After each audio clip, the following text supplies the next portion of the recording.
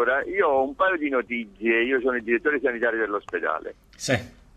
Pronto? E ho un paio di notizie da darvi, e una volta tante buone notizie, una volta tante non cattive notizie. Succede. Allora, le buone notizie sono, voi non saprete, se siete battipagliesi, che questo ospedale ha una carenza di personale terribile, che noi abbiamo pochissimi infermieri perché sono 9 anni che gli infermieri vanno in pensione e non c'è il turnover. Sostituiti, non c'è il turnover. Ora il turnover è vietato da tutte le leggi dello Stato, però il nostro commissario è riuscito ad assicurarci un congruo numero di infermieri che verranno a sopperire alle carenze estive per consentire agli altri infermieri di andare in ferie. Okay. E questi infermieri non è la solita promessa all'italiana, perché questi infermieri hanno preso servizio, quindi 7 hanno già preso servizio, già stanno lavorando, altre 2 verranno nei prossimi giorni, quindi diciamo per il mese di agosto noi contiamo di avere 9 infermieri che lavorano per 150 ore loro su 1400 ore di lavoro, quindi è un bel aiuto per il personale che può andare in ferie, può recuperare, può tirare un poco il fiato. Ovviamente questo ha un significato perché significa che il commissario mantiene gli impegni, e in un periodo di crisi della politica e delle classi dirigenti questa è la sua importanza.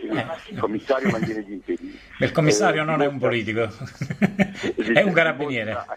È un carabiniere che dimostra attenzione verso questo ospedale, riconosce il ruolo strategico di questo ospedale, perché poi non è che gli infermieri li ha mandati negli ospedali dove c'erano le carenze, dove si doveva portare avanti, quindi è un'attenzione verso questo ospedale indiscutibile. Okay. Quindi va riconosciuto anche questo suo stato d'animo di grande comprensione per questo ospedale, di riconoscimento del ruolo strategico, di volontà di potenziarlo. Okay. E la seconda buona notizia? Sì.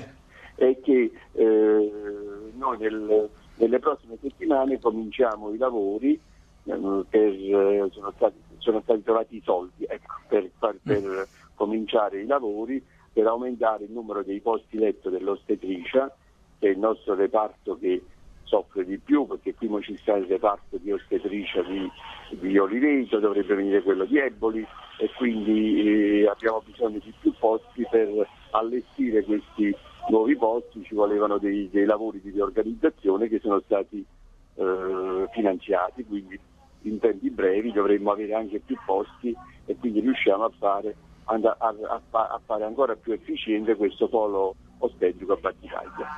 Va bene. D'accordo? D'accordo. Va bene, la ringrazio. La ringrazio, buona giornata. Arrivederci.